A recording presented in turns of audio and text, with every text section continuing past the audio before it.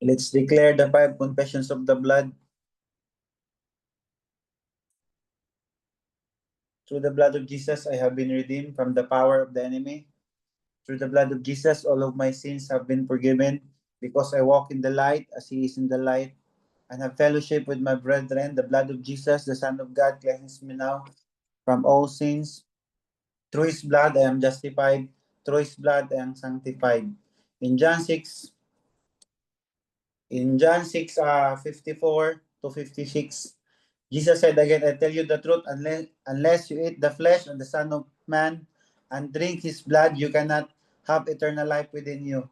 But anyone who eats my flesh and drinks my blood has eternal life, and I will raise that person at the last day.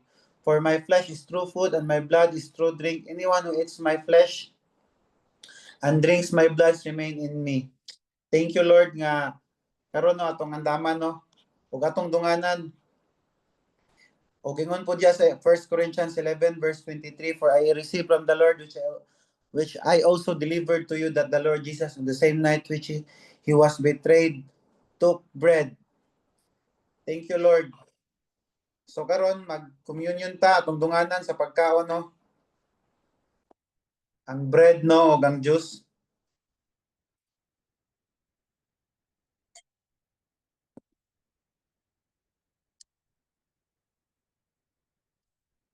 Let's pray, Lord. We thank you, Lord God, nga may Passover, Ginoo Lord God. Salamat, Ginoo Lord God, as we communion. Thank you nga, Lord, nga may mahitabo, Ginoo Lord God, nga mga nindot, Ginoo Lord God, as we communion, mga nindot ang mga mahitabo, Lord God, walay dili, mga nindot, Lord God, mo Passover, Ginoo Lord God, ang spirit sa enemy, Ginoo Lord God, ang mga attack sa mga enemy. Thank you, Lord God, nga na mga healing, Ginoo Lord God, spiritual healing, Ginoo, na revival, Ginoo Lord God.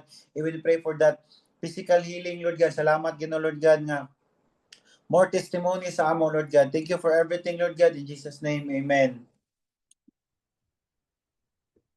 Prayer point number 1, application of the blood of Jesus. 7 times Jesus bled. Number 1, sweat blood in Garden of Gethsemane. Thank you, Jesus, that by your blood we have overcome any forms of rejection in our lives. No more distress, anguish, agony, worry, or fear in Jesus' name. Thank you for breaking the curse of deception and protecting us from it. And number 2, blood from his back because of the 39 lashes. Thank you, Jesus, that by your blood, divine health is our portion. We claim physical healing from all sickness. We put end to all the generational curse in our lives in Jesus' name. We break all the bondages in our lives. Thank you for redeeming us from all sin. Number 3, blood from his head because of the crown of thorns. Thank you, Jesus, that by your blood, you turn all the curses into blessing. There is victory over every conquest. Thank you, Lord, that whatever our hand touches, it will prosper and will produce great result. We claim prosperity and conquest over every area of our lives. Blood from his face when his beard was removed. Thank you, Jesus, that by your blood you have removed all the shame in our life. Thank you for restoration and for bringing back beauty in our life. And number 5, blood from his hands we nailed on the cross. Thank you, Jesus, that by your blood you have cleansed our past, present sins, and arguments. Thank you for the empowerment, for anointing of works of our hands, no more unproductivity and any forms of mediocrity in our lives. Thank you for restoring the anointing of the gifts of the Holy Spirit, God's power and strength, and the anointing of the multitudes and consolidation. And number 6, blood from his feet we kneeled on the cross.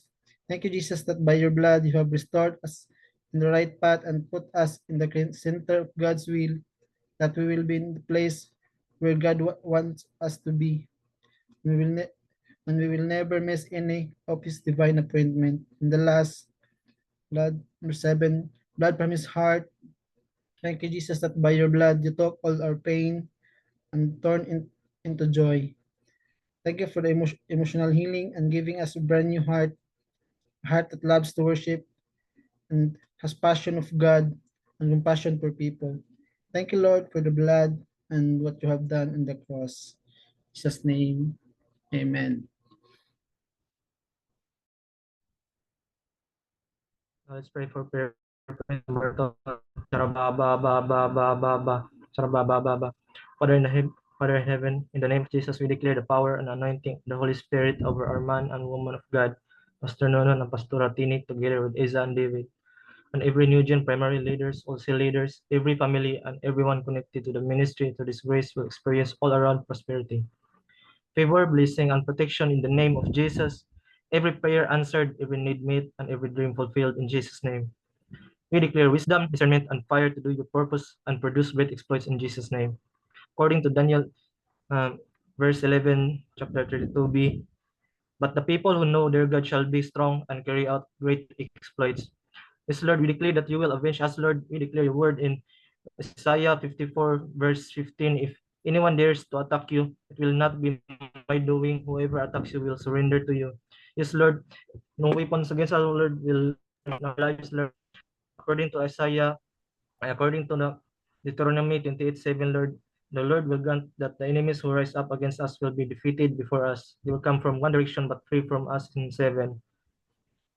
According to Psalm 7, verse 15 to 17, they dig a deep pit to trap others, then fall into it themselves. The trouble they make for others backfires on them. The violence they plan falls on their own hands. I will thank the Lord because He is just, and I will sing praise to the name of Jesus, to the name of the Lord Most High. According to Deuteronomy 32, verse 35, soon our enemies will get what they deserve.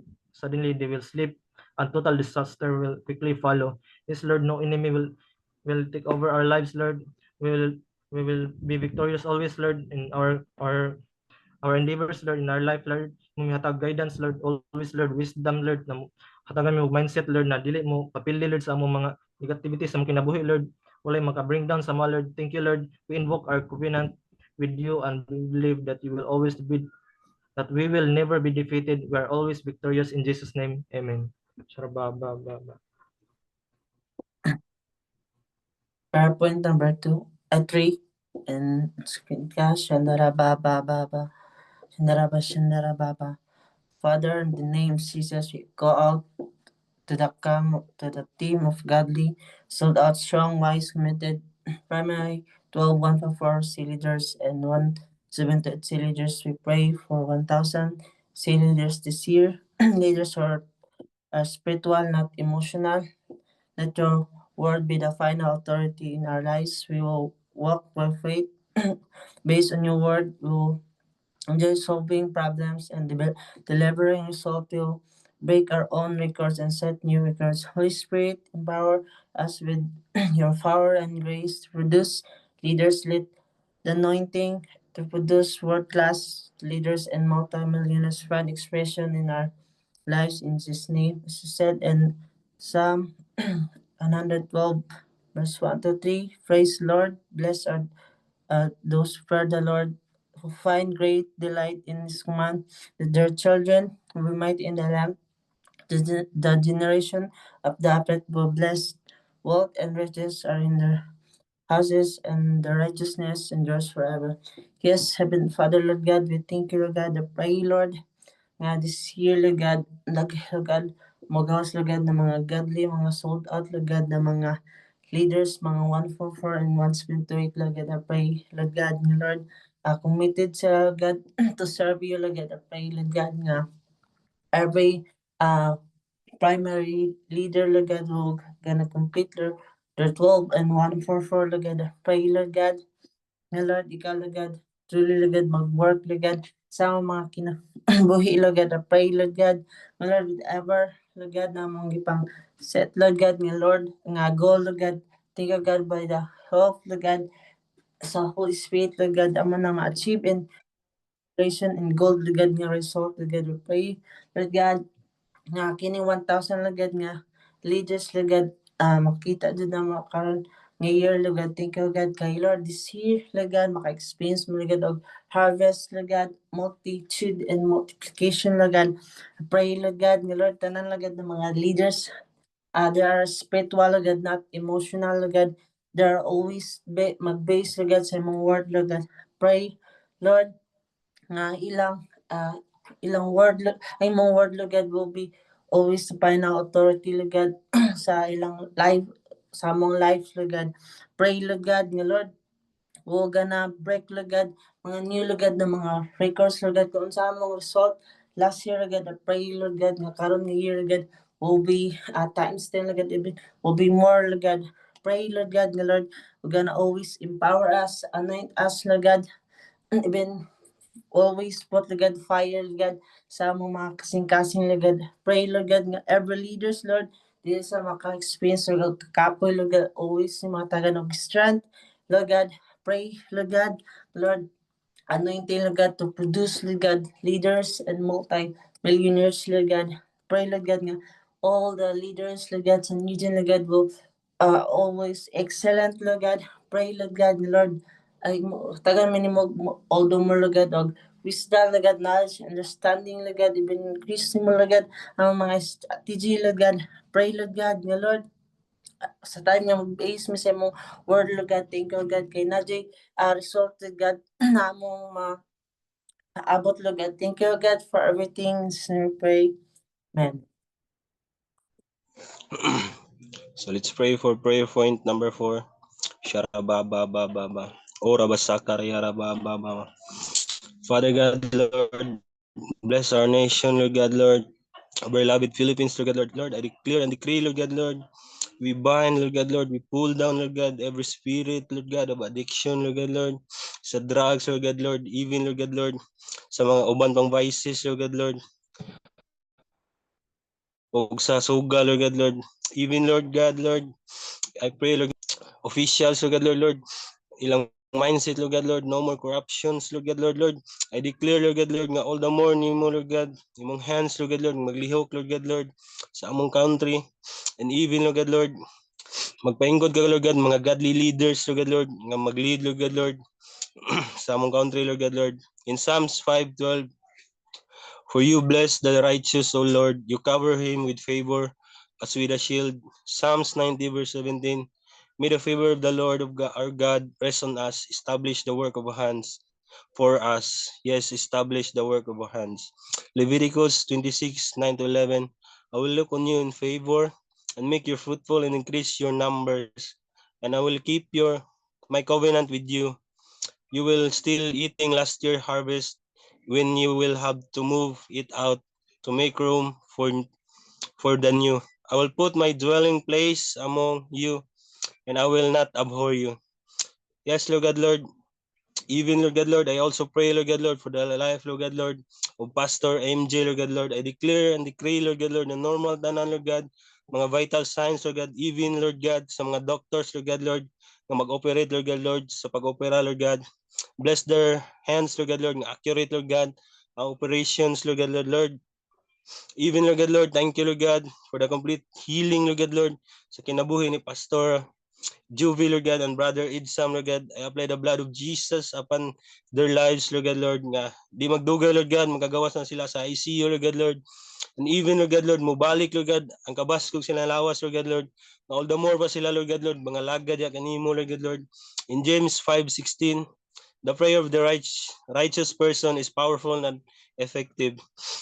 Even, Lord God, Lord, I also pray for Juby Malingin, Lord God. Salamat, Lord, for the protection and healing upon sa iyong life, Lord God, Lord. No more sickness, Lord God. No more complication, Lord. I also apply the blood of Jesus upon her life, Lord God, Lord. In Matthew 8:17, this fulfill the word of the Lord through the prophet Isaiah. Who said, he took our sickness and removed our diseases. Isaiah 53:5, but he was pierced for our transgressions. He was crushed for our iniquities.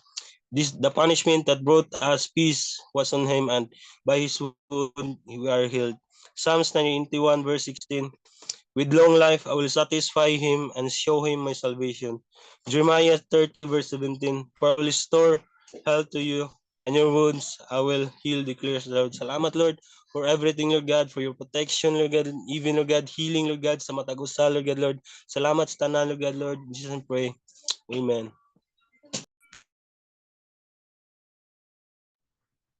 Sharabababa. Let's pray for prayer point number 5.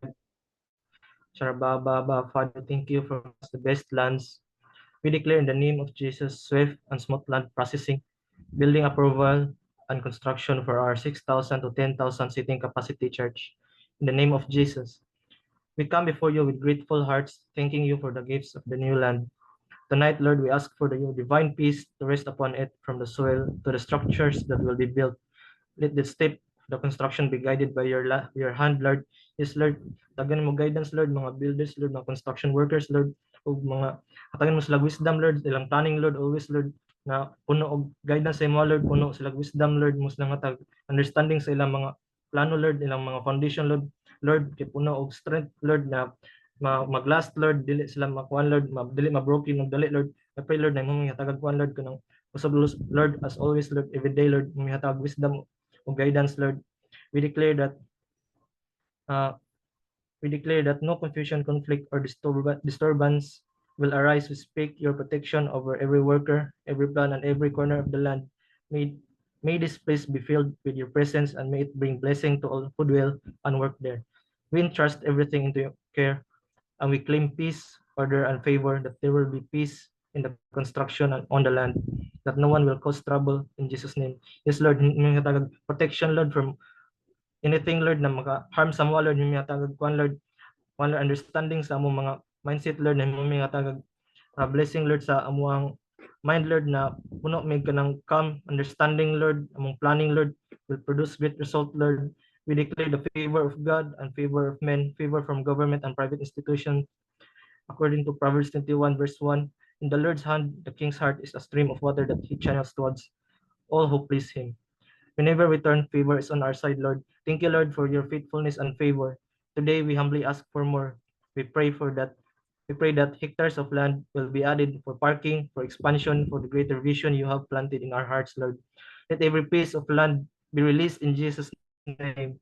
No confusion, no opposition, no delay, only peace, provision, and open doors. Bless this church, Lord, for building projects, Lord, and cause it to grow beyond what we could ask for or imagine, Lord, for your glory, Lord, and for the good of many, Lord. Yes, Lord, you are so one, Lord, mighty, Lord, ikaw ang all-knowing, Lord, sa God, Lord, ikaw ang the most creative, Lord, mo mind, Lord, kaya na mo buhaton tanan, Lord, your understanding, Lord, sa tanang kalibutan, Lord, mo taga-blessing, Lord, na mag-produce na mo na yung mga plano, Lord, sa mong land, Lord, sa mong constructions, Lord, mga taga-guidance, Lord, in Exodus 36, verse 3, they received from Moses all the offerings the Israelites had brought to carry out the work of constructing the sanctuary, and the people continued to bring free will offerings morning after morning. We declare non-stop and abundant provision. We will have more than enough in the name of Jesus. O Lord, that you will all businesses connected to all the new general leaders, blessings and favor will rest on all our home office. We'll make each leader a topmost top sale leader and topmost top CEO. You will connect to us B2B clients. We will build parks in Jesus' name. According to in Isaiah 60 verse 11, therefore your gate shall be open continually. You shall not be shut day or night, that men may bring to you the wealth of the Gentiles and their kings in progression and procession. In Isaiah 58 verse 11, the Lord will guide you always. He will satisfy your needs in a sun-scorched land and will straighten your frame. You will be like a well-watered garden, like a spring whose waters never fail. In Isaiah 58 verse 12, your people will rebuild the ancient ruins and will raise the age-old foundations. You will be called repairer of broken walls, restorer of streets with dwellings. Everyone who will sow will experience restoration of dreams, life, family, and businesses. Everyone who will live impactful and overflowing life in Jesus' name. Amen.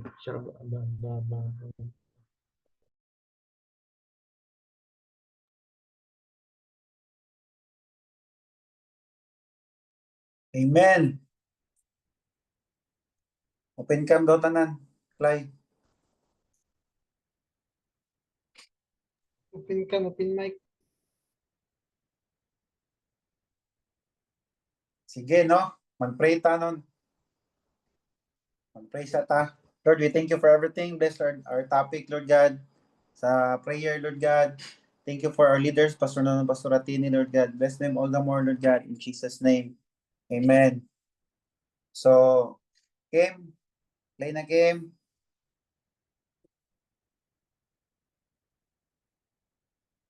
So, itong topic, no, continuation lang ni siya sa topic ni Charles, no, sa libro ni Charles Cap, sa topic ni Charles gahapon, no, continuation, sa short ra po ni siya. Ang topic na to is train yourself to speak God's word, no, atong i-train ang atong kaugalingon nga let us train ourselves to speak God's word only. Ingon diri sa Ephesians, no, nga follow God's example, therefore, as dearly loved children, no. The word followers meaning in the Greek means to imitate. We are to imitate God as child does, so sundugon. So, mo na nga atong buhaton, isundugon nato si Lord, no. Gunsa niya pag imitate. Ingon diri, no, when you study the life of Jesus, you find in the next slide, you find several important facts that cause him to overcome the world and the flesh. So, giunsa ni Lord pagtilde, no, or giunsa po niya pag-overcome ang world and flesh, ug labaw sa tanan ang demonyo. Ingon sa kung nasabtan nato na tanan nga ang demonyo pildi naman siya, actually dugay ra man siya na pildi. No, bisag unsaon pa na niya wala gyud na siya kaya. Ang ato na lang karon i-learn nato nga i-train nato nga speak nato ang word ni Lord, i-release nato ang word ni Lord kay dugay no na napildi ang demonyo, no. So sa may gibuhat no ni Jesus dito. Number 1, he spent much time in prayer. But he never prayed the problem. He prayed the answered, no? The answer. What God said is the answer. So mo na nga example sa kaning number 1, no, dili na ka mo ayo pag-pray og problem, Lord, best ba jud ka ko nimo? I-pray nimo ang word kay ingon ang word ni Lord, iyan na makang i-prosper, iyan makang i-bless. So man, di na ka kinahanglan nga he never prayed the problem. I-answer na, i-pray na nimo ang answer. I-pray nimo ang word sa Ginoo. I-train nimo nga ang imong prayer, mga words sa Ginoo, no? Dili lang kay humana gina kanang prosperity or kanang abundance o kanang mga sakit, humana na tanan, gibayaran na tanan ni Lord, no? So mo na nga imo lang nang i-claim. Imong i-declare unsaon man nimo na para ma-claim nimo na imo nang i-declare, imo nang i-train mo nang kay dugay naman ang pildi ang enemy. Number 2, he spoke accurate and never crooked speech. His conversation always consistent of what God had said. Mo na nga accurate siya, no. Ang iyang mga conversation is always consistent of what God said, no. Mo na nga daghay mga temptation, always speak, no, ang word sa Ginoo. Always speak ang accurate, then dili nimo dungagan. Always be consistent. And then number 3, number 4. Tulo ra man no. Pareha ra tong number 3, ug number 2. And the last is he used the written word to defeat Satan, no? Mao na nga ang Satan kay pildi naman siya daan, so gamiton nimo ang mga written words mo nang kinahanglan nga i-fill nimo imong mind og mga words of God. So mao nang atong buhaton, no, nga atong i-train para prevente nimo mastorya ang mga pulong sa Ginoo. Ibutang nimo siya sa imong kasing-kasing, at the same time ibutang nimo siya sa imong utok, na i-fill nimo imong utok og mga words of God, no. And then ang healing imo lang na siyang i-claim kay human naman ta gibayran na mo na nga masabtan nimo ang pulong sa Ginoo. Pildi na ng Satan, dugay na ang healing, dugay ra na will na ni Lord, no. Dili na musugod si Lord og dili niya will nga dili ka maayo, mo na nga imo nang i-claim. And the last slide, no, ingon diri the word of God conceived in the heart, formed by the tongue, and spoken out of the mouth as creative power. So mo na ingon, no, sa ingon po ni Charles Gapon, no, atong i-release ng atong mouth, atong tongue na siya power, creative na siya. Mo na nga atong mga istorya, mga word of God, ang word of God mo manifest na siya sa atong life, no. Mo na nga kung daghan kay kag mga pulong sa Ginoo, life verse, example na kay pulong sa Ginoo about sa ministry, na kay pulong sa Ginoo about healing, na kay pulong sa Ginoo about finances. Tanan areas nimong life na kay pulong mo na imong i-declare, mo na imong i-train, mahitabo na siya. So amen. So I think no maura na no. Mag-pray ta. Lord, we thank you for everything, Lord God. We bless you and we honor you, Lord God. Thank you, Lord God, sa imong word og we pray you know, Lord, more pa nga among utang sa kasing-kasing nga word, Lord God, in Jesus name. Amen.